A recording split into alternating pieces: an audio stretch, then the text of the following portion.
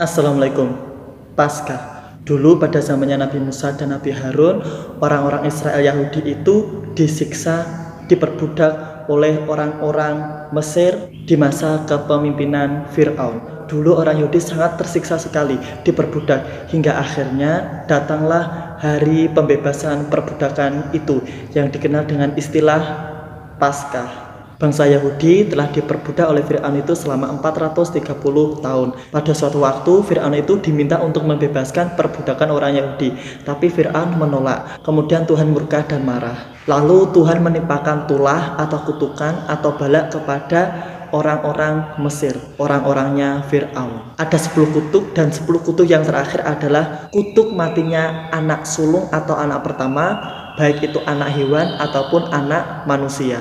Karena Tuhan tidak ingin orang Israel Yahudi itu terkena tulahnya juga, maka Tuhan memerintahkan Musa dan Harun untuk mengadakan pengorbanan, menyembelih anak domba jantan yang masih berumur 1 tahun dan tidak cacat pada hari itu juga. Daging domba jantan itu mereka makan bersama, dimakan dengan roti tanpa ragi dan juga anggur. Kemudian darah sisanya itu dibersihkan ke pintu-pintu setiap rumah orang Israel Yahudi. Nah, benar nih, malam pun datang dan tulah atau kutukan itu pun datang menimpa kaumnya Fir'aun. Semua anak sulung mati, dan karena Yahudi orang Israel itu sudah memercikan anak domba yang sudah dikorbankan tadi, maka rumah mereka pun dilewati saja oleh kutuk itu, tidak terkena kutuk. Anak-anak sulung mereka pun terselamatkan. Setelah itu Musa dan Harun menuntun Yahudi Israel untuk keluar dari perbudakan Fir'aun. Untuk memperingati pembebasan mereka dari perbudakan Fir'aun, maka orang Yahudi merayakan yang namanya Paskah. Paskah sendiri berasal dari bahasa Yunani Paskah, dan Paskah ini diserap dari bahasa Ibrani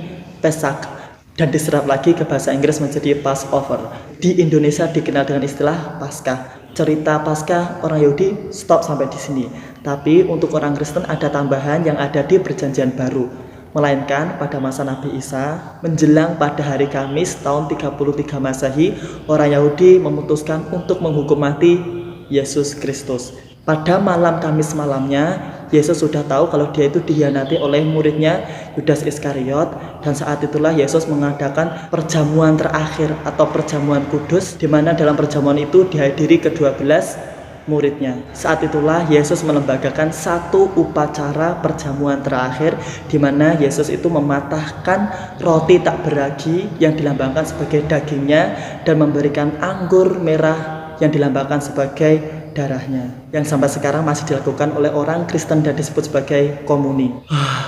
Kemudian pada hari Jumatnya terjadilah eksekusi penyaliban Yesus Kristus, di mana Yesus Kristus itu mati pada siang hari sekitar pukul 3 di Bukit Golgota atau Bukit Kesengsaraan. Kematian Yesus Kristus itu bertepatan dengan hari Paskahnya orang Yahudi di hari Jumat, dan orang Kristen menyebutnya sebagai Jumat Agung. Yesus mati bertepatan dengan hari Paskahnya orang Yahudi itu sebenarnya bukan sebuah kebetulan, melainkan sudah menjadi salah satu rencana Tuhan. Paskah Yahudi dan juga kematian Yesus Kristus itu sangatlah penting untuk menarik perhatian orang-orang Yahudi, untuk mengabarkan kepada orang Yahudi bahwa dulu kamu pernah diselamatkan oleh anak domba jantan. Itu adalah perwujudan dari Yesus, di mana ketika tahun ini Yesus benar-benar mengorbankan tidak hanya melewati anak domba jantan, melainkan tubuhnya sendiri.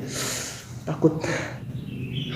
Pada masa Nabi Musa, korban Paskah adalah domba jantan, sedangkan pada masa Yesus itu sendiri, korban Paskah adalah dirinya sendiri. Jika orang Yahudi merayakan Paskah untuk merayakan peringatan pembebasan orang-orang Yahudi pada masa Fir'aun, sedangkan orang Kristen itu merayakan Paskah dalam rangka pembebasan atas dosa-dosa warisan yang diwariskan oleh Nabi Adam dan telah ditebus oleh Yesus Kristus di kayu salib.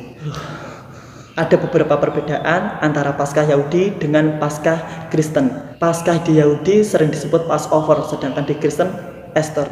Paskah Yahudi itu adalah untuk merayakan pembebasan orang-orang Yahudi yang telah diperbudak oleh Firaun, sedangkan Paskah orang Kristen itu untuk merayakan pembebasan dosa-dosa yang telah ditebus oleh Yesus Kristus. Waktu perayaan Paskah sendiri oleh orang Yahudi itu selama 8 hari, dimulai pada tanggal 14 Nisan dan akan berakhir pada tanggal 21 Nisan. Untuk orang Yahudi yang berada di luar Israel dirayakan sampai tanggal 22 Nisan. Sedangkan untuk orang Kristen itu ada 3 tahap. Yang pertama adalah tahap masa Prapaskah selama 40 hari sebelum puncak Paskah, di mana pada masa Prapaskah itu ada juga yang namanya Minggu Palma sebelum masuk pada masa Trihari Suci, yaitu Kamis Putih, Jumat Agung, dan juga Sabtu Suci. Tahapan yang kedua adalah puncak Paskah yang terjadi pada Minggu Paskah hari ini. Dan yang ketiga adalah masa Paskah itu sendiri yang berlangsung selama 40 hari, di mana setelah Minggu Paskah Yesus itu dikuburkan, 40 hari setelahnya itu Yesus dibangkitkan dan diperingati sebagai hari kenaikan Isa Al-Masih atau kenaikan Yesus Kristus. Sedangkan 50 hari setelah Minggu Paskah itu mengacu kepada turunnya Roh Kudus dan diperingati sebagai hari Pentakosta. Makanan khas Paskah orang Yahudi itu adalah roti tanpa ragi, anggur merah, dan juga sayur yang pahit.